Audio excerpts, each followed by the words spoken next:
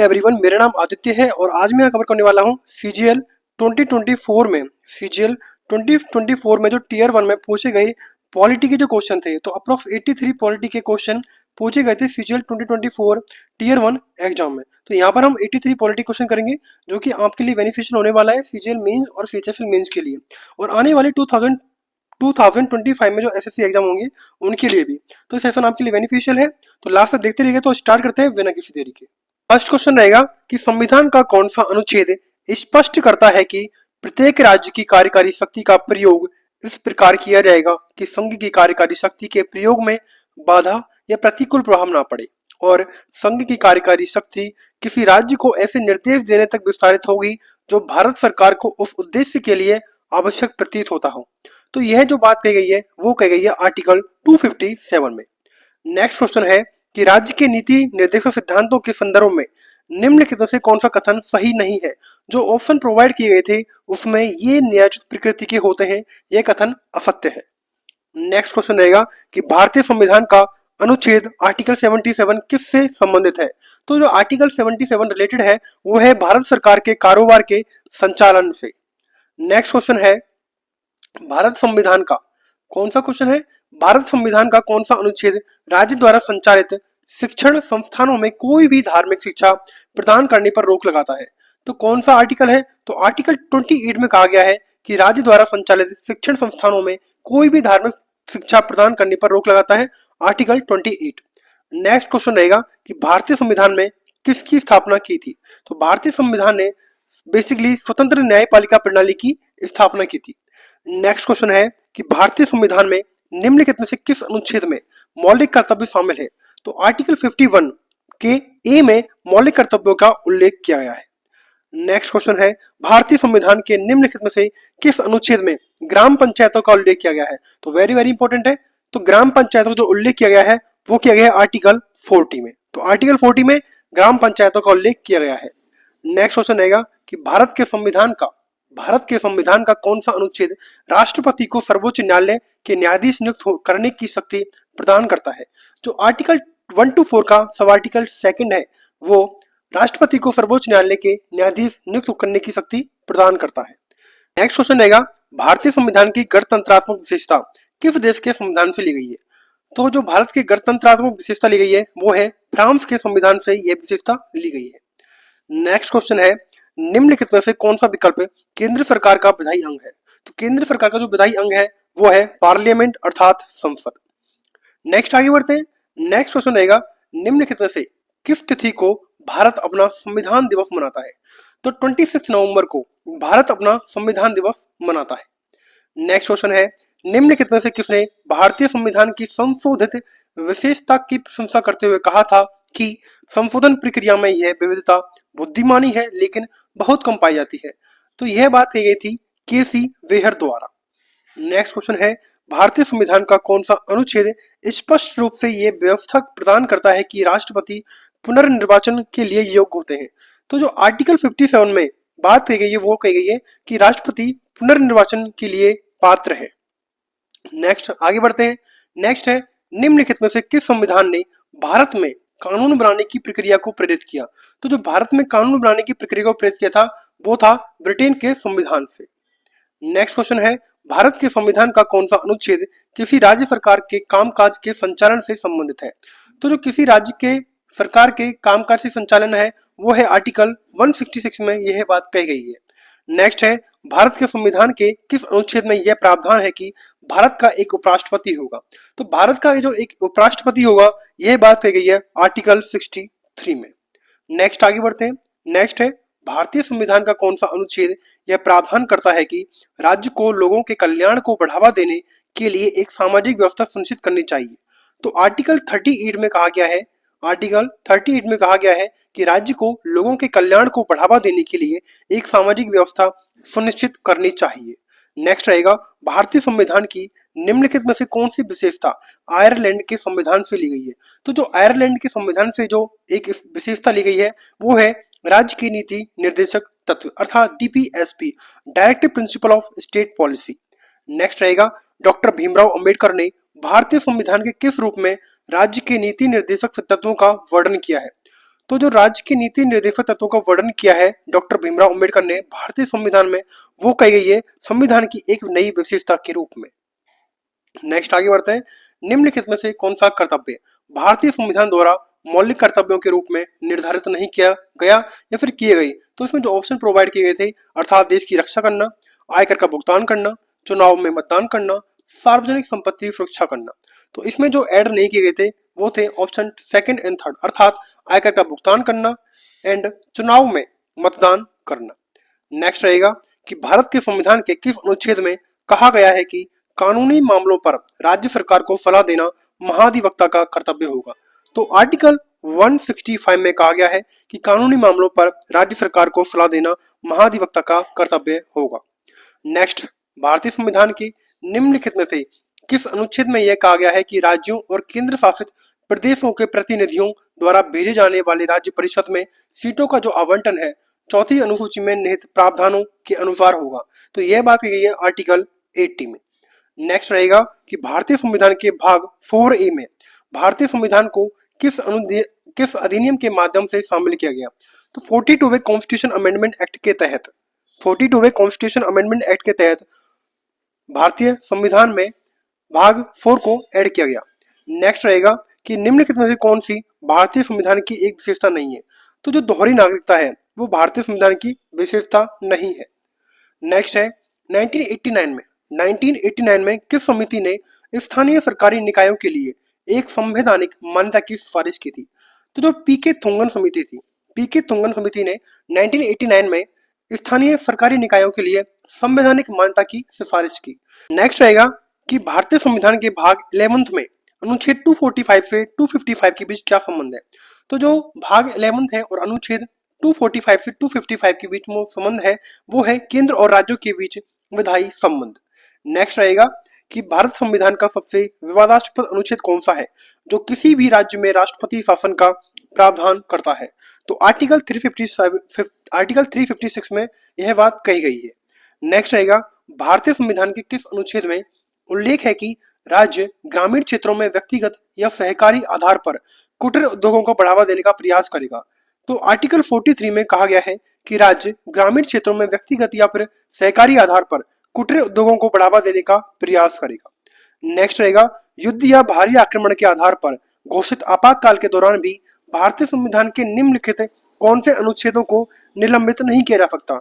तो आर्टिकल 20 और 21 को, आर्टिकल 20 और 21 को आपातकाल के दौरान भी भारतीय संविधान के ये जो अनुच्छेद है उनको निलंबित नहीं किया जा सकता। नेक्स्ट है भारतीय संविधान के भाग 5 में अनुच्छेद 52 से 78 के बीच क्या संबंध है? तो इसमें बात कही गई है संघ की कार्यपालिका की, अर्थात यूनियन एग्जीक्यूटिव की। नेक्स्ट क्वेश्चन रहेगा संविधान का कौन सा भाग पंचायत से संबंधित है? तो जो भारतीय संविधान का भाग है वो है 9th, पंचायतों से संबंधित है। नेक्स्ट है भारतीय संविधान के अनुच्छेद 1 में निम्नलिखित में से किसका उल्लेख है? तो जो आर्टिकल 1 है उसमें कहा गया है India that is Bharat shall be a union of state. यह बात कही गई है आर्टिकल 1 में, India that is Bharat shall be a union of state. Next रहेगा भारतीय संविधान के भाग 6 में अनुच्छेद 214 से 231 किससे संबंधित है? तो यह संबंधित है उच्च न्यायालय से, अर्थात हाई कोर्ट से। नेक्स्ट आगे बढ़ते हैं। नेक्स्ट है राज्य के नीति निर्देशक तत्वों को भारतीय संविधान में किस संविधान संशोधन अधिनियम द्वारा जोड़ा गया था? तो जो 42वां कॉन्स्टिट्यूशन अमेंडमेंट एक्ट था उसके तहत भारतीय संविधान में राज्य के नीति निर्देशक तत्वों को जोड़ा गया था। नेक्स्ट रहेगा मौलिक अधिकारों के संबंध में निम्नलिखित में से कौन सा कथन गलत है? तो जो मौलिक अधिकार ब्रिटेन के संविधान से लिए गए हैं यह कथन असत्य है। नेक्स्ट है भारतीय संविधान का निम्नलिखित में से कौन सा अनुच्छेद संसद और उसकी कार्यवाहियों से संबंधित है? तो जो आर्टिकल 79 से 122 संसद और उसकी कार्यवाहियों से संबंधित है। नेक्स्ट रहेगा भारतीय संविधान का कौन सा भाग चुनाव आयोग से संबंधित है? तो जो चुनाव आयोग से संबंधित आर्टिकल है वो है भाग 15। नेक्स्ट है भारतीय संविधान का कौन सा अनुच्छेद पर्यावरण की रक्षा करना और सुधार तथा वनों तथा वन्य जीवों की सुरक्षा करना प्रदान करता है? तो आर्टिकल 48 के ए पार्ट में कहा गया है कि पर्यावरण की रक्षा, सुरक्षा, सुधार और वनों एवं वन्य जीवों की सुरक्षा करना। नेक्स्ट है आर्टिकल यदि कोई 12 वर्षीय बच्चा कालीन बनाने वाली एक फैक्ट्री में काम करता पाया जाता है तो भारत संविधान के निम्नलिखित में किस अनुच्छेद का उल्लंघन होगा? तो आर्टिकल 24 का यह उल्लंघन होगा। नेक्स्ट है, निम्नलिखित में से किस संविधान संशोधन अधिनियम के कारण वस्तु और सेवा कर परिषद का गठन हुआ? तो 101वें संविधान संशोधन अधिनियम के द्वारा। नेक्स्ट है, भारतीय संविधान के निम्नलिखित में किस अनुच्छेद में उल्लेख किया गया है कि राज्य विशेष रूप से अपनी नीति को यह सुनिश्चित करने के लिए निर्देशित करेगा कि समुदाय के भौतिक संसाधनों का स्वामित्व और नियंत्रण इस प्रकार वितरित किया जाए कि यह सामान्य भलाई के लिए सबसे अच्छा हो? तो आर्टिकल 39 के सब आर्टिकल भी में यह बात कही गई है। नेक्स्ट क्वेश्चन रहेगा कि भारतीय संविधान के भाग 4 में अनुच्छेद 36 से 51 तक किसका वर्णन किया गया है? तो आर्टिकल 36 से 51 तक राज्य के नीति निर्देशक सिद्धांतों का वर्णन किया गया है। भारतीय संविधान का कौन सा भाग उपराष्ट्रपति के निर्वाचन से संबंधित है? तो जो भाग फिफ्थ है उपराष्ट्रपति के निर्वाचन से संबंधित है। नेक्स्ट है, भारतीय संविधान का कौन सा अनुच्छेद और भाग राज्य विधानमंडल से संबंधित है? तो जो अनुच्छेद भाग राज्य विधानमंडल से संबंधित है वो है भाग 6 में अनुच्छेद 168 से 212 से। नेक्स्ट क्वेश्चन रहेगा कि भारतीय संविधान में न्यायपालिका की स्वतंत्रता की अवधारणा किस संविधान से ली गई है? तो न्यायपालिका की स्वतंत्रता की अवधारणा जो ली गई है वो है संयुक्त राज्य अमेरिका से। नेक्स्ट है, भारतीय संविधान के किस अनुच्छेद में अनुसूचित जातियों, अनुसूचित जनजातियों और अन्य कमजोर वर्गों की शैक्षिक और आर्थिक हितों को बढ़ावा देने का उल्लेख है? तो आर्टिकल 46 में अनुसूचित जाति, अनुसूचित जनजाति और अन्य कमजोर वर्गों के शैक्षिक और आर्थिक हितों को बढ़ावा देने का उल्लेख किया गया है। नेक्स्ट है, यूपीएससी एक संवैधानिक निकाय है जो किस अनुच्छेद के तहत संघ की सेवाओं और राज्य की सेवाओं हेतु नियुक्तियों के लिए परीक्षा आयोजित करता है? तो यह बात कही गई है आर्टिकल 320 में। नेक्स्ट रहेगा, निम्नलिखित में से कौन सा अनुच्छेद रिट अधिकारिता से संबंधित है और अनुच्छेद 32 के समान प्रावधान रखता है? तो आर्टिकल 226।